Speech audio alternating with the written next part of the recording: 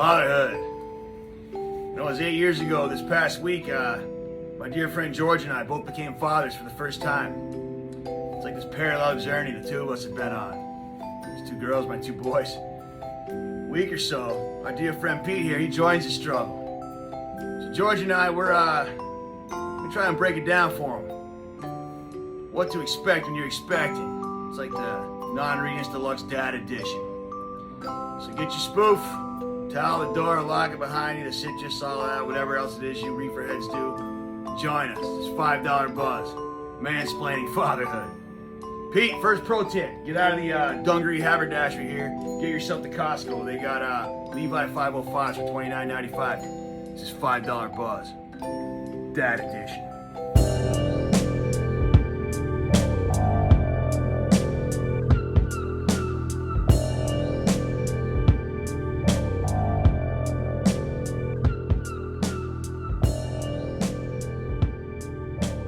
Okay, guys, step inside. As always, lock the door behind you. Please make sure that towel's properly positioned. Tonight, we've got a special show. We're going to talk about a very serious topic, but it's going to be a fun topic. Pete Liska joins us as always tonight. Los Angeles, California. What part of town are you in tonight, dude? I'm in picturesque Van Nuys, California. Van Nuys, as always. It never disappoints. I feel like we get a lot of good performance out of that town. Roger Mayer is not in California tonight. He's from the great state of Florida. What's going on down there, Roger? Florida. I'm down here in Nokomis. Is that correct, Connie? I'm in the neighbor's house, Connie DeLong's house in Nokomis, Florida, who graciously let me use her house while we shoot next door for the last 2 nights. Making a racket over there and keeping her up. And she's been fantastic, very sweet. And we're making a movie called Hell Bent on Boogie with Shiloh Fernandez and a young woman named Alex Ruibal, who has been a wonderful to watch her work. She is on the young lady who's on the spectrum, about a character on the spectrum, and a mind like a steel trap. And it's like watching, a real she's a genius, and this thing is really starting to come together. I'm pretty excited about it. Enough about me, though, gentlemen. Excellent. We look forward to hearing more about that project when it's ready to be released to the wider world. Our fourth guest tonight, Nate Garden, who comes to us from Southern California. How are you today, Nate? I'm good, Joe. I'm coming from my homogenized, sterilized, second safest city in all of California, Rancho Santa Margarita. Good location for tonight's show. And I see that you're joined by by a couple of people. You got a couple of individuals next to you, and Nate, you are a father, and it's funny that you're surrounded by your offspring, because tonight we're going to be talking about fatherhood. Reason being, one of our colleagues here, Pete Liska, is going to be a father for the first time. Pete, take the listeners through how close you are to the moment of truth. Can you take us through it? Well, we had our 38-week sonogram this morning, and knock on wood, it all looked great. And our doctor is fantastic. She's a wonderful person. And I think the impression we got is that it could really go any day now. So we do have a due date in 2 weeks from this time, but we are under the impression things could go. So we've done all the things you're supposed to do: packed your bags, made up the crib, and except that we actually had to leave our house for 10 days because all of a sudden they had to rip up the kitchen floor because they found some mold there. So we're staying. That's what brings me to Van Nuys. I'm at our dear friend Kevin and Sarah's house in their spare room. We're camped out up here and hoping to make it through next few days and then get back to the home where we've nested and get in everything to welcome this little girl into the world, which we're very excited about. That's going to be. We've done a couple of shows from that house there. Yes, we have. Most definitely. Yes, we have. Yeah, it's almost becoming a character in the show. Pete sounds like the degree of difficulty is ratcheted up for you guys, but do you have, I know a lot of times, remember, it's actually exactly 8 years to the day since I became a father. My daughter Henley, my oldest daughter, just celebrated her 8th birthday yesterday. So I remember that the doctor, they wanted you to have like a to-go kind of pack ready by the door, just in case there was a situation that an unexpected situation. Yeah. Is that still part of the program? Oh yeah, I've got a bag for Vanessa, a bag for myself, and a little bag for the baby, all ready to go with the pillow and stuff. And we installed a car seat about 2 weeks ago. That was an adventure. Yeah, man. They used to send you down to the fire department to have the professionals show you how it's done. Is that still the case? I had heard that. I heard that after I put it in. I would have absolutely loved to have seen a fireman put that thing in my car. Maybe I'll just swing by just to make sure I did it right. Yeah, you got to match up those anchors there. But now, Is it the fire department because they keep a lot of babies? They find a lot of babies at the doorstep. Isn't that weird? Is that a really thing that happened, Roger? Though I mean, it's been portrayed in cinema like that, but there Yes. must be some kind of history of people leaving unwanted children at the fire department, or children, maybe not unwanted, but children they couldn't handle. Yes, it has happened. Absolutely. It's about as the only thing I noticed about firehouses, and my grandfather used to attest to this. They used to put babies there all the time, but Dalmatians was not a thing. Oh, There's the stereotype. It's not quite a stereotype, but yes, I mean it's because it's a place that nobody's going to get in trouble if they find that right then and there. You know, a police station, they can get locked up. A hospital, there's a lot of eyes there. Fire station, when those guys are asleep, they're dead asleep. And yes, it happens. makes sense. Now, Pete, a question. Now that we're still, and I think Los Angeles specifically is still a hot spot for COVID. Is there a different sort of protocol, or is there a different set of criteria nowadays that can you speak to what it's like, for Vanessa giving birth during this trying time for the hospitals and the medical facilities? Yeah, it's definitely been an interesting thing. I mean, obviously, this is our first child, so I don't have anything to compare it to. But you do imagine that you could have some family around. But we took a class the other night where our baby will be delivered at Cedar Sinai if everything goes to plan, and they only allow one person. That would be me to go there, and I have to take a COVID test when I go in there. I have to be vaccinated. And I mean, those things, that's all fine. But if I do test, I have to leave and I can't come and be there. She has to wear a mask the whole time, as I understand it. And Throughout the whole process that Wow. she's got to wear a mask, because I guess it's very bad up here in Los Angeles. And yeah, I haven't even been able to go I've only been able to go to one sonogram of all of them throughout this whole process. I've had to sit outside and I've watched on a FaceTime or a Zoom. That's crazy. Yeah, That's the modern world we live in.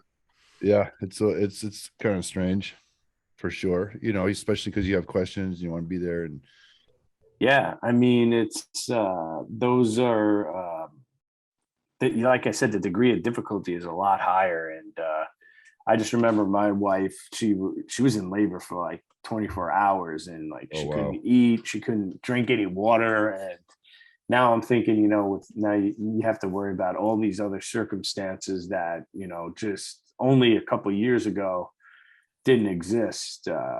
Well, Nate, have any words of advice for our good friend Pete here? Well, What to expect? You picked the right hospital. That's where my boys were delivered. But you could walk there, Pete. You could walk to Cedars. Yeah, it is close to my house. Yes. That's right around the corner. Yeah, we I think that's a had wonderful both our thing. boys at Cedars. That's a wonderful hospital. Okay, good, man. I mean, I have this romantic vision of handing out cigars and being all excited in the movies, but I don't think it's like that anymore. Yeah. I love rem- that hospital too. I've been there for heart problems. Yeah. There's a cool bar right across the street there, Pete. Yeah, you go get, after you come out after your heart Isn't it called procedure. isn't it called Rogers Room? Yeah, there is a Rogers room right by there. Yeah, that's right. It's down the street. I actually lived right around the corner from there. In fact, the one time I nearly cut my finger off. Remember, I went down there and I had to walk home. Yeah, I afterwards. took you there, I believe, because you cut your finger in doing the dishes in my sink. Hey, Nate, does that establishment have what it takes to cut the mustard over at Pictures of Dives? Do you think it would have? No, Passed the I sniff don't test? think that's a doctor bar, man. I don't know that that would fit the bill for Pictures of Dives. No. Okay. Yeah. It's like Mirons, Pete. It'd be the equivalent of Mirons, I guess. Oh yeah, that's right. It's one place I never went to in all of my life in Plattsburgh. I never went. I always saw it, never went in. Looked like a cool place, never went in. Go see your social studies teacher playing softball and having a beer there after school. I love how we're doing an episode about children and fatherhood, and we've immediately derailed into bars. Well, I was going to say that the first one of the first things I did was after the baby came, after like I said, it was 24 hours of like intense labor for Stephanie, my wife, and Henley, my first daughter. She had to go. We had to go into the emergency room, and like all these folks came in and took their position, and they had to use the forceps, which is like, I don't know if those are kind of like medieval tools, but the baby didn't want to come out. She just was in there, and it was just getting to a point where it was a health concern for the mother. And it was really intense for, a full day watching like the heart rate go up and go down and everybody's panicking. And, Pete, my mother-in-law was able to be there and my sister-in-law. So it was, a different circumstance. And my mother-in-law is a healthcare worker. So, those people, they don't really, they're not fragile at all. They're pretty stoic and like things will be fine. But I could even sense some, panic, not quite panic, but some concern. And, when you look at those people and they're concerned, it's kind of like when you're on an airplane and you don't really worry unless you see the stewardess worrying. So I'm like, everything's fine. But point is, I left, the first opportunity I got, I went and got a shot in the beer, just like they talked about in Fargo. Hey, why don't we go for a shot in a beer and maybe a steak? And I brought the steak back. I didn't eat it, but I did get a shot in the beer. Nate, what do you remember about pancakes? Nate, what do you remember about your first delivery? Well, I'm like Pete and Vanessa. Like we're out here alone, so it was just the two of us. My mother-in-law flew in and from Michigan. And I remember she took Chrissy was really close. It was like any day. And her mother was convinced if she, took her out walking, she would induce labor. So she took her out for a long, long walk around Santa Monica, and then went over to St. Monica's and prayed and came home. And my process is to just keep myself busy. So for some reason, I decided we needed a ceiling fan over the dinner table. So I went to Lowe's and installed a ceiling fan. Just most stupid asinine thing to do in a situation like that, but I just kept my mind busy installing a fan. And then it was showtime. We got in the car and we headed to Cedars, and both Chrissy's deliveries were really easy. I think we're in labor about 4 or 5 hours, and then it was home the day after that. And that's the time, man, when it's just the three of you and you come home. And George, you can attest to this, man. That's like, I was telling Pete the other day, like there's this kind of like evisceration of self where you just everything, like you stop being you and the next day you come home with a child and you're a completely different man. Something just happens to you, and it can't be defined. It's just got to be experienced. And I think you know what I'm talking about. Is that like taking DMT? Yeah, just like that. Exactly. It's like it's a reawakening. One of my bosses, great guy, told me, he goes, man, the moment you see that kid for the first time, it's, you believe something changed. It is truly a transformation of mind or perception or something along those lines. That is, so you're witnessing a miracle essentially of Yeah. life, and that's a pretty amazing thing. Well, speaking of miracles, tonight we've decided to open up the lines of communication, and I believe there's a couple of listeners that are checking in to see if they can wish you well, Pete, and maybe give you some sage advice on the journey that lies ahead. So if you're listening right now, the phone lines are open. We will be taking calls, and we will be looking for any type of help that we can get. Roger, I know that you are off on assignment. How much longer do you expect to be out in the field? I'm out in Florida until the 25th. We're shooting all in Central Florida in the areas like Sarasota, Bradenton, that kind of area. Everybody flies in and out of Tampa, and it's and it rains every day at least once. 25th is when I'm back. You guys know Roger's birthday is the 20th, which might be around this will probably be out right before that, I would think, but there is a chance Roger's got a little birthday twin. No kidding. I'm hoping. I keep telling her, come on, push it. You guys settle on a name yet, Pete, or is that top secret? I think we're close. I think we've honed it in. I'm pretty excited. Yeah, we've had a little theme going and a little idea thing going, and it all kind of clicked the other day. So I'm very excited to reveal that information when the time is right. Excellent. So my wife and I, we're both school teachers, as you know, and I'll tell you, there's nothing harder than naming a baby when you're a school teacher, man, because there's so many kids you've had through the years. Like, you think of a great name and you have an association. That kid's a little asshole. It's really difficult, man, when you're naming kids. It's I mean, you don't even want to tell people, because just the initial reaction, if it's not completely explosion of happiness, it really could influence you, and definitely Google the name do a little search, and see what's going on with the history of some names. Some names don't have as nice of a history as others. George, your kids have, you, Stephanie, have nicknames for the kids? What's that? You have nicknames for the kids, you and Steph? We just call Henley Hen, and we call Brighton B. But it was funny when you guys talk about the names. We didn't want to reveal the first name, and I would kind of give people a hint. I said it's the last name of a famous singer, and people would just scratch their head, and they would come up with all kinds of wild stuff. And then finally I said, all right, I'll give you the first letter. I'm like, the letter's H. I'm like, it's probably one of the biggest bands of all time, right? And no one could fucking get it at all. Like, I'm talking nobody. And I'm like, oh, maybe these guys just weren't as popular as I'm led on to believe, because all you hear about is the Eagles are the highest grossing band of all time. Whatever, lead singer's a little misleading with the Eagles on that one. Okay. A little bit. Yeah, because there's like 3 people that sing in that band. And the guy's a drummer. Right, he's a drummer. But so anyway, Don Henley. There was one woman that was like adamant. She's like, it's Van Halen. I'm like, all right, first of all, it's Van Halen, and the singer's name is David Lee Roth. So it's not. The only one that got it was my dad, when we kind of like finally, like, I just felt bad. I was like kind of giving hints away, but yeah, it was kind of funny. It was a fun thing to do. And Henley and Brighton, they're both towns in England. So when every once in a while I'll bump into like someone from the UK, and they're like they get all jazzed up about it. Those are great names.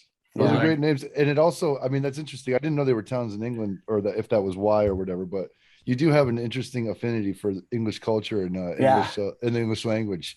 Yeah, that was purely by coincidence, but I always like to say that, and I'm always like, yeah, there's Brighton Beach down in Brooklyn. Is that Little Odessa? Is that part of Brooklyn? Down, it's like a really Russian area. Yeah, Little Odessa. That's right. Little Odessa. Yeah. There was a cool movie during the independent craze in the 90s, with Tim Roth, Little Odessa. Was there Brighton Beach Memoirs? Is that Woody Allen film? Neil Simon. Neil Simon. Yeah, and that was with Matthew Broderick, of course.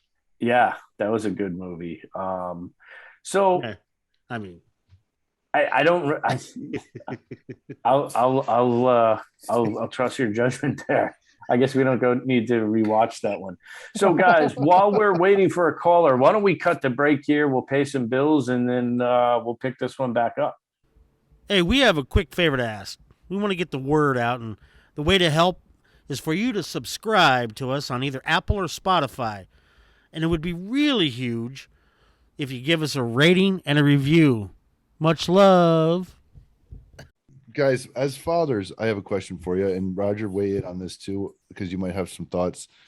You know, how much when you're in your day to day, or do you realize, does your experience with your own father influence how you parent? And or it might be a subconscious thing, or it might be a conscious thing, but I'm just curious, do you find yourself doing things your dad did or behaving in such ways?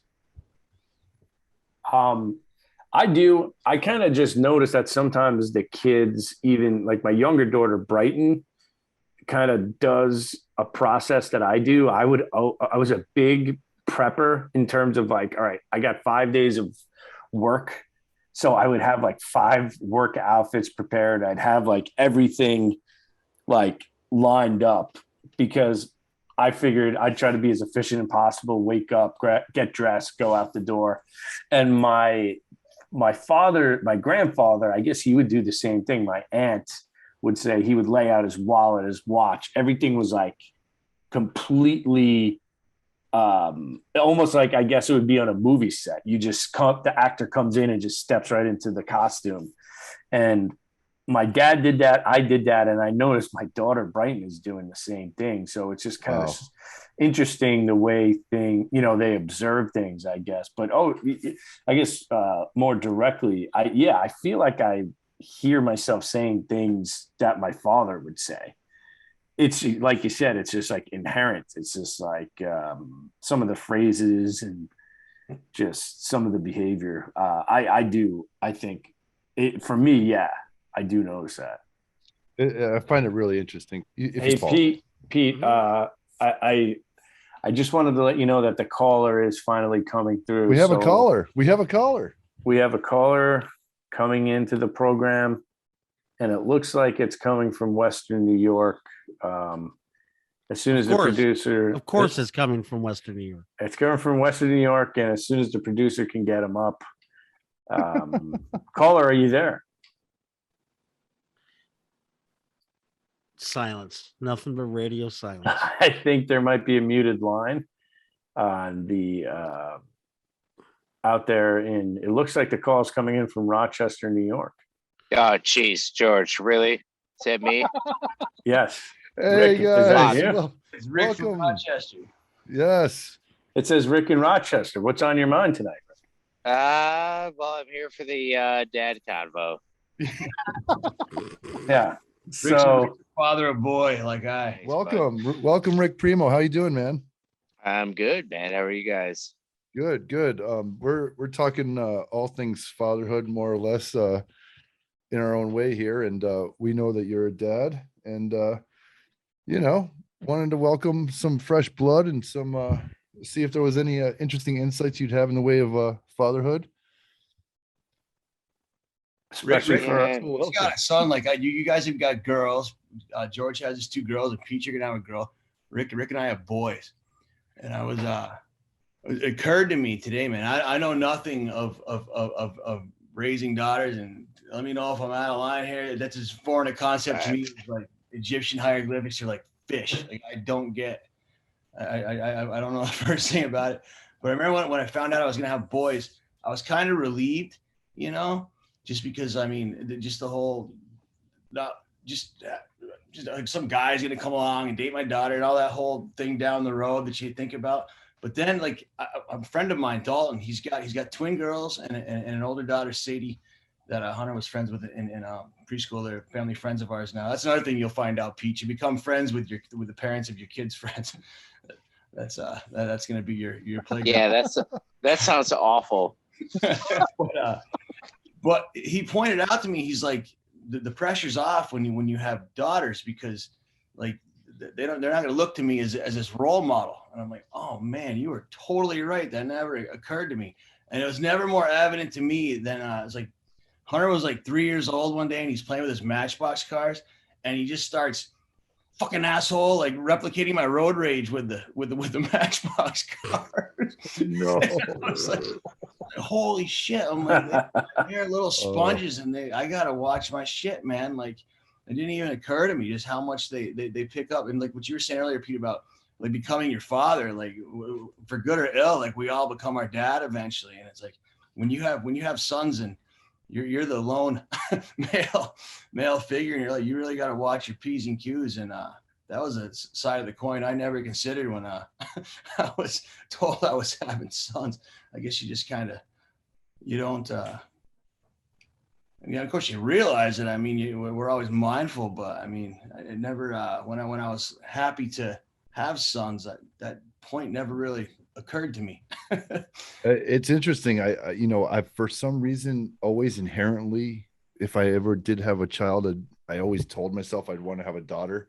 The fact that it happened was pretty amazing. But then I started to think about why. Once it happened, why is that? And I think it might be to that same point. I mean, say what you will, women are resilient, much more strong than us fragile men. I mean, in almost in every way. So in that regard, I kind of feel lucky, there does seem to, but there is responsibility on both ends with a boy or a girl, I would say, Yeah, boys are fun, man. Are you kidding me? Yeah. Like, all I do is like pretty much my son is my son. Like he takes 100% after me. It's ridiculous. That's good. How old is he now? It is 11, going on 12 in January. So 6th grade. Wow. Is that middle school? I don't even know what that is these days, man. Like it was middle school for us. Yeah. I don't even know what that is for these kids. Like intermediate. How 6th grade was always intermediate school? It's That's elementary. weird because in the 70s, growing up in Los Angeles, so kindergarten through 6th, then middle school was 7, 8, and then high school was 9, 10, 11, 12. That's what it was for me too. Yeah, 6th grade was part of the elementary curriculum back in. That's right. In those days. That was middle school for me back then. Yeah. But so, Rick, I mean, whatever. Like you have an 11-year-old, you're saying. Now you think about yourself at 11. Like I can remember, I guess 11 is what, when you're walking into 5th grade or whatever. 6th grade. It's 6th grade. I can remember that, but I feel like absolutely. When you see these kids now, they look just so much younger and smaller than we did at that age. Like at 6, by the time I was in 6th grade, I was doing everything. I was riding my bike around town. I'm doing whatever I want to do. Those days are over, man. They are, aren't they? Yeah, they are. Rick, what's the domain of an 11-year-old boy these days versus how it was back in a whole lot. Listen, I remember in 6th grade, it's when I got the NES, and that was awesome. Right. And ice hockey, Nintendo ice hockey, and that was the winter. That's what you did. You played ice hockey on the Nintendo, or you went outside and played street hockey. Fun times. It doesn't happen that way anymore. These kids, it's all about the phone. It's all about Fortnite. And if you get these kids to actually play sports, which my son does, which is great. He plays hockey. I love it. But that's it. I mean, it's a whole different world, man. It really is. Yeah, I don't think they're playing outside as much as we might have. But... No, not even close. Blades not. Oh, believe me, I have Blades of Steel. I played my son in it too, and I kicked his ass. He didn't like it. Vancouver, man, that was my go-to team for. I was the New York team. I always played the New York, even though I hate the Rangers. Oh man. So Pete is he's Rick. I think he's about maybe 2 weeks away. He thinks the baby's coming sooner. What do you remember from the early days of, from, bringing the baby home or, A lot of diaper? shit. A lot Yeah. of shit. Like shit up the back. Like go have fun with that one, man. Like the one that like crawls up the back where you're just like get in the tub. Like immediately in the tub. Vomit, a lot of vomit. Ear infections. Yeah, I don't know. A lot of advice I get is across the board is go on like Amazon and get a huge pack of just throwaway towels, cloth towels, and have them stashed everywhere. Just you can never have enough like towels just to clean shit up because there's going to be a lot of mess. Nah, you'll be all right, man. You'll be all right. Change I the wouldn't- first I would- diaper, Pete. What's that? Dude, change the first diaper. That's a good dad move. When you guys All get right. home, that first change, that's all yours. All right, that's good advice. Yeah. Do that one first. And let me tell you, like my kid too, like he had like an issue where like he wouldn't like bend his legs. I'm like, God damn it, bend your legs. I gotta wipe your ass. And it got to the point where I had to like put a toy in his hand to just like freaking distract him. And then finally the legs bent. I'm like, wiping the ass. I'm like, Jesus Christ. Like, And then what the 11 years later, man, it's like, I mean, that time, I know it's a cliche to say, but time flies. I mean, it must feel like well, a blink. it does. Now it's like get in the goddamn shower and take a bath. Your hair stinks. Like, like throw on some deodorant. I have a question. How long is a kid in a seat for, in a car seat? That's one thing I don't know. You know what? 9 years. 9 years in the back What? seat. Yeah, 9. And Raj, we were in the front seat with the seatbelt. What's a kid that's seat? bad. Kid seat. All I know is he could ride shotgun January 10th, and I'm pretty psyched about that. Wow. I think it's 50 pounds in California, Pete. Then you can put them in just the booster. So it's right. There is some sort of weight limit, I guess, from what I. Yeah. All right. Sorry. But you're basically in 9 years of child seat jail. Oh yeah, dude. It's really what it is. Yeah. And he's got to sit on the right side in the back seat because I need rear view. Like there you are. If he's on the left side behind me in the passenger, no, it's not gonna work. I don't know why, but the child seat thing is the thing that bothers me. I don't know why. It was hard to install. I don't like getting it in and out. I've been practicing. Dude, I don't. It sucks. It sucks. And I couldn't wait to like freaking throw that thing to the curb. Sorry, Dave. And you guys are continental, man. You're going home, airports with that stuff. You got to bag it up. You got to take it with you everywhere. And I got boys. Rick can attest to boys, man. Those things get so gnarly with the cereal and all the food and stuff from the car. My kids' car seats are pretty randy. One time I left an empty beer in one. Yeah. Hey guys, just a quick aside. Roger, we know that we're coming up against the clock here for you. I know you got to get back on the set. Do you have any final words of wisdom for Pete? Just in the event that while you're filming, the bundle of joy arrives before you're back in town. Well, Yeah. Speaking of which, that guy's got the right idea, Pete. Be right back. Yeah.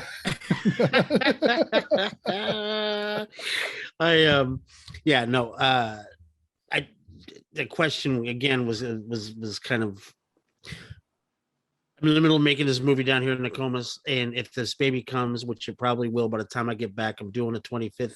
She's due on the 24th, maybe done on the 20th. I would I don't have any advice for Pete, not necessarily. That's something he's just going to have to deal with on his own. I'll give this mountain as much love and support as I possibly can as Uncle Raj. And, I'll love the baby to death. I'm already showering the kid with all kinds of little stuffed animals. We've gotten one, in fairness, you big softy, we've gotten one interesting, like a stuffed animal from around the globe a month since this thing started. Her crib is full of Roger toys that's already been coming. So God bless you and love you for that, buddy. And Roger, maybe you'll take the baby up on her first trip up to Van Nuys. That'd be fitting, right? Take it up to Van Nuys. Yeah. Hey, you get to take that on your first road trip. Yeah, to Van Nuys. That sounds lovely. With Uncle Rod with no car seat. Just Hey, here, kid, open this beer for me, will you? All right, guys. I love you all. I'm gonna jet. I'm getting called. I might be back to do the closing. Yes. But hey, Premo, it was nice to meet you. All right. All right, bud. Peace out. Rick, we'll have you stay on. I know that there's another caller who's expressed interest in calling into the program tonight. He's out there in Colorado, and I'm going to have the producers bring him up in just a minute here. Who is this from Colorado? Primo, good to see you, dude. You know what you want to enjoy, man, and you got a girl too, so it's gonna be short lived. George will tell you, is the non-ambulatory, the laying on the blanket on the floor, man. So you can't wait for these kids to get up on two wheels, but then it's like it's over once they are. So I want you to enjoy that tummy time as long as you can, because once they pull up and they're into everything. And I mean, they talk about baby proofing. Our place is the last place on earth that is baby proofed. I don't even know where to begin, man. There's so many. Yeah. Primo, as you would say, there's a lot of knickknacks and curiosities everywhere. Oh, good dear God. Like, yeah, you know what? I'll tell you what, I got lucky. I didn't have to deal with too much of that shit. But there is like, go ahead, sorry. No, go. I was going to say, Pete, how do you think that your dog is going to respond? Is that something that you've given thought to? Nate, did you have a dog when No, we had Reggie. We had the cat. Reggie, yeah. Storage cat, Reggie. So they say you've got to what you do is you leave the dog with the neighbor for a couple days, and then you take like a blanket or an article of clothing of the kids, and you let the dog hang out with it for a minute, and then you bring them in. But I think she's pretty sweet and she's pretty mellow as it is. So I'm hoping she's all right with it. She jumps on Vanessa's belly. She's like she knows something's going on. It's pretty cool, actually. Yeah, she knows that something's different. Yeah, it's pretty well to see. Me over there. All right. Well, it seems like the caller is just about to join us. It's a young man. It's a young man that he's been on the program before. He's not a first time, but he's a long time first time caller, long time listener. Yes. What's happening? That routine. How's it going, Tom Taylor, out in I don't know Denver, this Colorado? guy. Yeah, so we got Rick Premo, who's called in. He's a guest on the panel. Tom is another guest on the panel. You guys both spent some time in the 315 area code. Yeah, 315. Primo, I've met you in the basement of Sci-Fi Delta. How the fuck did that? How come I don't remember this? I mean, there was It's okay, probably dude. It's a long mad time ago. dogs being drank. You know, I will say you guys share an affinity in a deep well of knowledge of the Grateful Dead. Yeah, that's a good thing. Well, you know what? A lot of synapses have been fried along the way. Yes. And, I got to tell you, sometimes Nate will bring up some stories or some tidbits of information. And I'm like, but damn, dude, I have no recollection of that. I have. You're not alone. man. Tom Taylor, I'll tell you, it's nice meeting you likewise. Officially. Yeah. But I have no recollection. That's great. Whatsoever. I remember Tom Taylor. I remember him well. What's up, Nate? How you doing, buddy? Good to see you, man. You too. Well, tonight's topic, Tom, as you know, is Pete, who just stepped away from the microphone briefly. He's entering a new chapter of his life. He's going to become a dad. We think that the baby's could be coming any day now, really, but the official due date is about 2 weeks out. You've seen a couple of folks along the way become parents for the first time, haven't you? I have seen most of my friends, with the exception of myself. have kids. Yeah. The miracle of life.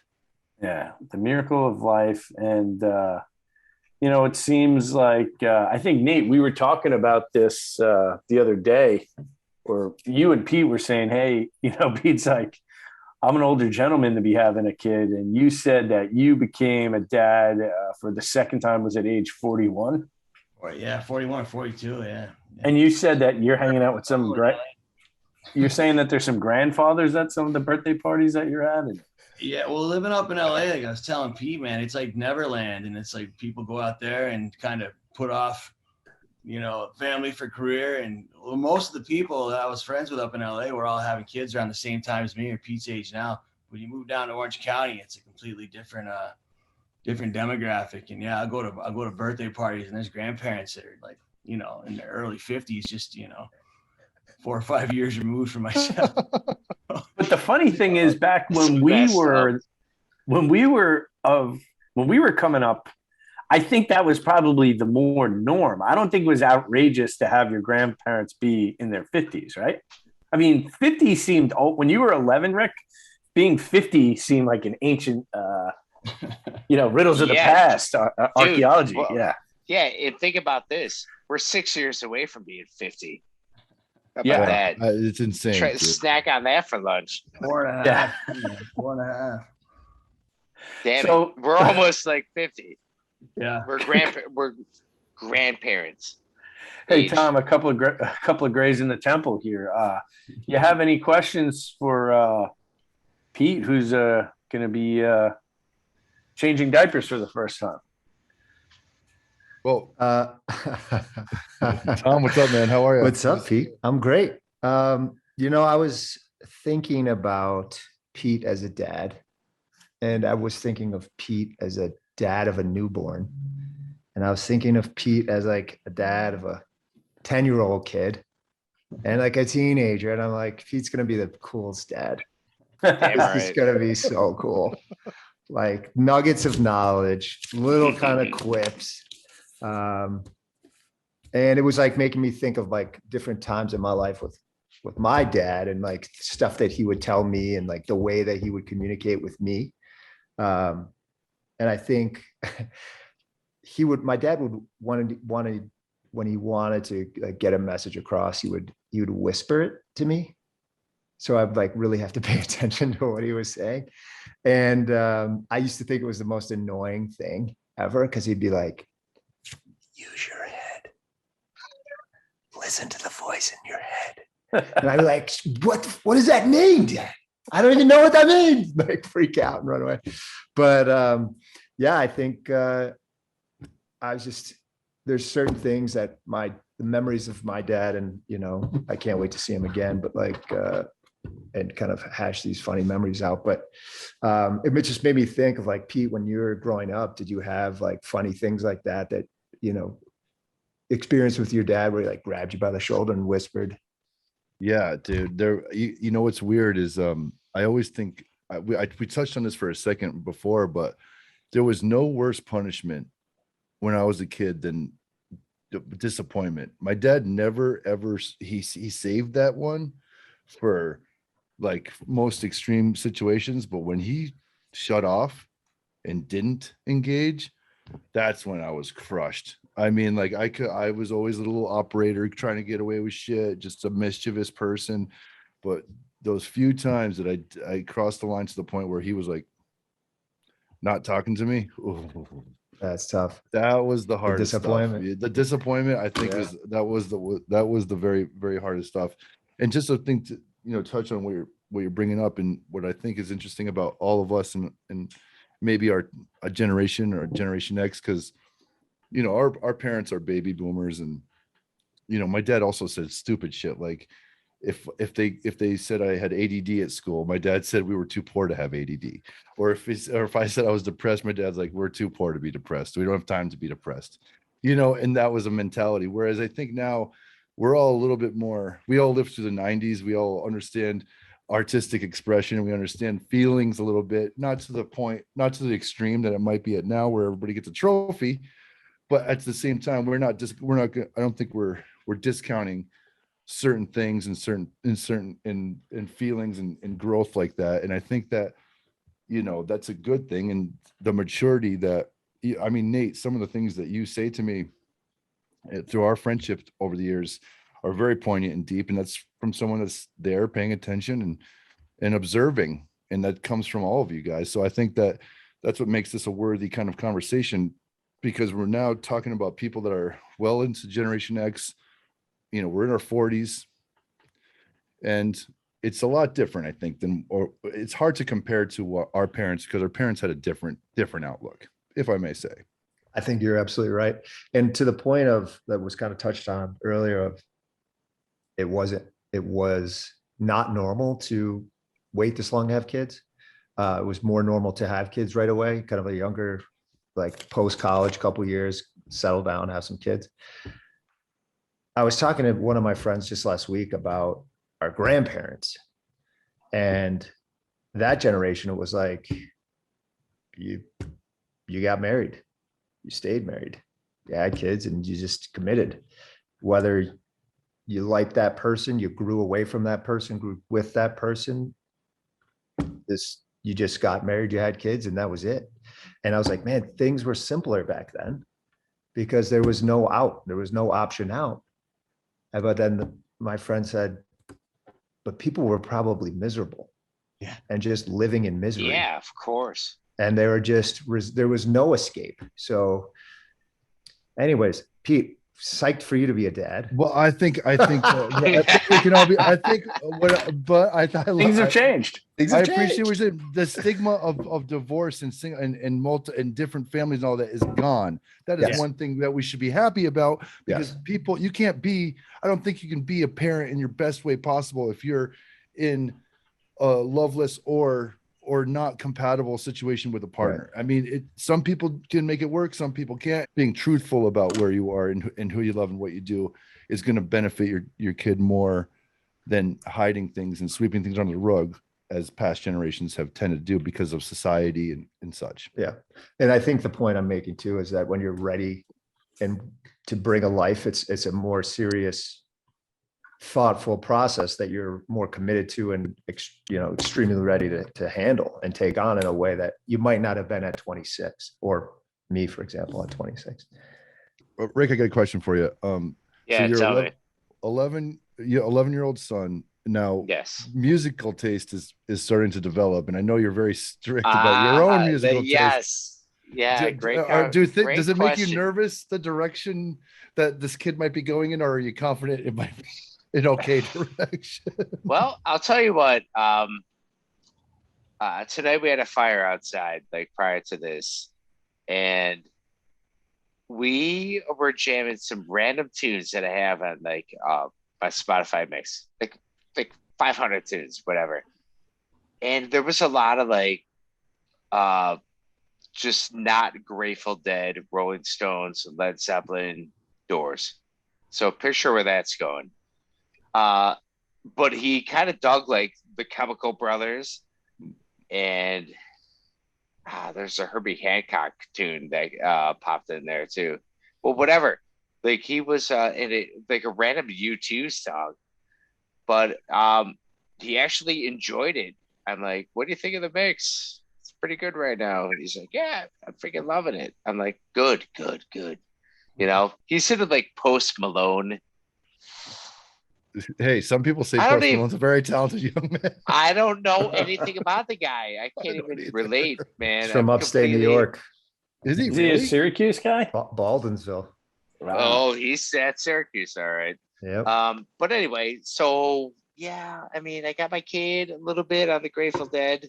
You know, we jam it when we're driving on road trips. I'm like, check out this Drums in Space. You know, I'm like, he digs it. You know, I'm like, so yeah. Nice, As a music fan, Pete, I can tell you, man, it's like, talk to me. My kid listens to like Kids Bop or whatever they're playing at the after school Kids Bop situation. And the fact that he's tapping his toe and he enjoys music, we can fine tune it later. But I just like the fact that that's great. So, and it's also like he likes the Angels, man. It's like, you like baseball, man. You don't, that's your home team. I get it, man. It's like, we're gonna root for the Yankees. We're a Yankee family here. All your friends are Angels. I can't expect you to, and so the fact that you like something and it blows your hair back. That's like I said. That's a good thing. Doing it later. That really is the point, isn't it? I mean, absolutely. Vanessa tells me that the baby kicks when I'm talking, or when and this is no shit, when we play Too Much Blood, or she's like a rainbow by the Rolling Stones. Both of those Stone songs. Great one. Gets the kid kicking. And I mean, I couldn't be more happy. I'm like, that is unbelievable. It could be bullshit, but it makes me very happy. I'm sure there's some merit to that, Pete. Nice, guys. Well, this is awesome. Pete, you're gonna be good at this, and I'm gonna tell you why, man. I'm gonna repeat this for everyone. I told you this when you first told me you were having the baby, but I'm gonna repeat it for all the listeners and our friends here.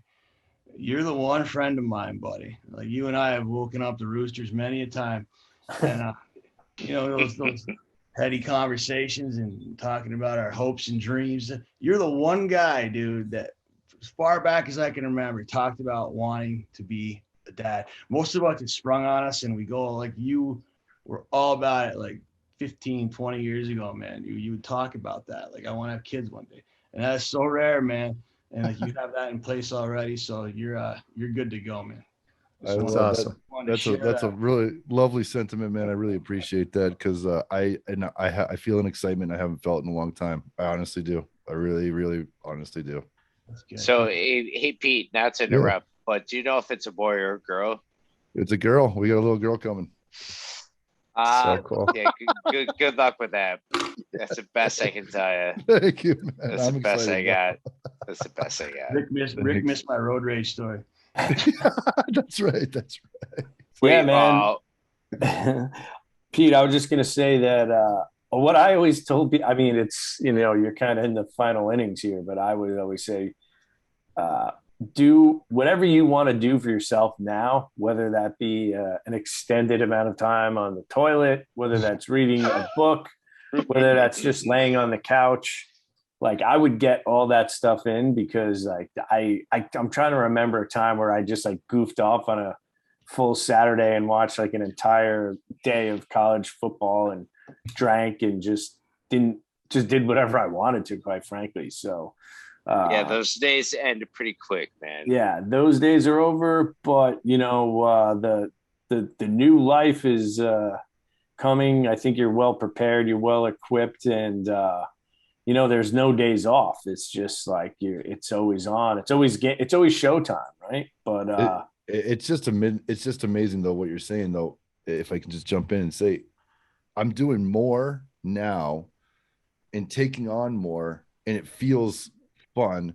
Yeah. Where in the past, fucking off and wasting a day or two didn't matter to me. I'm getting a high out of exploring other things, and so that's coming along with it. And I know I'm going to be busy, and everyone says you're going to be so busy, but is that because that you're kind of lucid and able to take on more? I mean, but it's not like, I mean, your time will be occupied, but I don't know, Nate, the first like year when the baby, like, I don't know, I thought when you have a baby, it's not as hard as when kids are moving around or they're doing they want to be entertained like relentlessly, or the beginning is every other weekend. Putting the kid into a nap, or it happens naturally. It's like an organic thing. Yeah, it just goes. You go with the flow, man. You know what to do, dude. You're gonna be fine. Yeah, you don't have to don't overthink it. And it really is a swim downstream situation, isn't it? Just kind of go. As long as the kid is healthy, that's all that matters, like, man. As long as everyone's healthy. Partner there in Vanessa, man. Like, she's gonna be all about sleep training and all that stuff, dude. Like, you just gotta go along, man. And my final, I would tell everyone, I'm like, dude, just whenever you leave the house, just buy wipes. Just, you can't have too many of them. You don't want to be stuck with no wipes, man. I would have like a fucking arsenal of the shit, like in your car. Just have them, dude. Wet wipes, you're talking? Yeah, wet wipes. Whatever those, like to clean up, because they just come in handy for everything, you know, just like wiping everything up and making sure everything's clean. And, you know, you probably have a visual of like a Japanese flag, but they're very handy. Tom, we appreciate your time. What any final words of wisdom as Pete deploys on a journey? Thanks for having me. Number one, great to see you guys. Premo, great to see you after 25 Yeah, years. well, yeah, what the fuck, man? I don't even remember meeting you the first time. I'm sure I have some I pictures. love the fact that you love the dead, man. Like that's huge. That's huge in my world.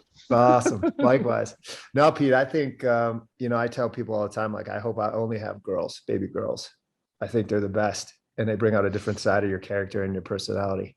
So I'm excited for you. I'm happy for you. And you're going to kill it. You're going to do great, I should say. Awesome. Tom, that was awesome. Well, That's you know what, finished. guys? Fantastic. Yes. I'm just going to hit this citrus spray really quickly. I don't want to alert the RA, but we appreciate everybody coming out tonight. And before you know it, we'll have another FDB session going.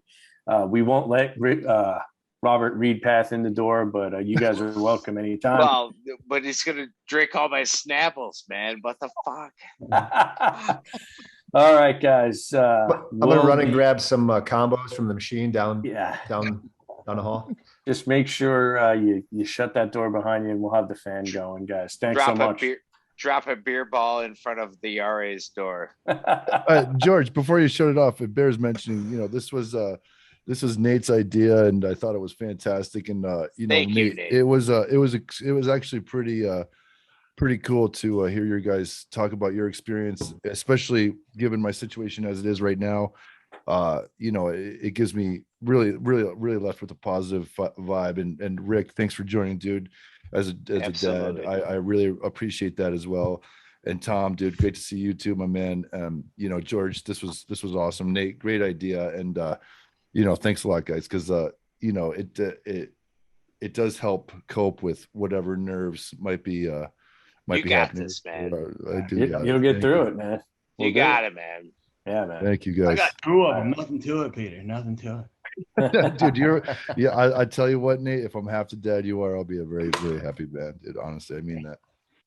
I want to thank you for listening to another episode of $5 Buzz, and thanking everybody talking about babies and fatherhood and all such whatnot. Remember to please hit that like button, subscribe on your YouTube of $5 Buzz or Spotify and Apple iTunes. Also, if you have any comments, questions, topics, future guests, please email us at $5 and that's FIVEDOLLARBUZZ @gmail.com. And we'll get back to you as soon as we can once we're done burping this baby.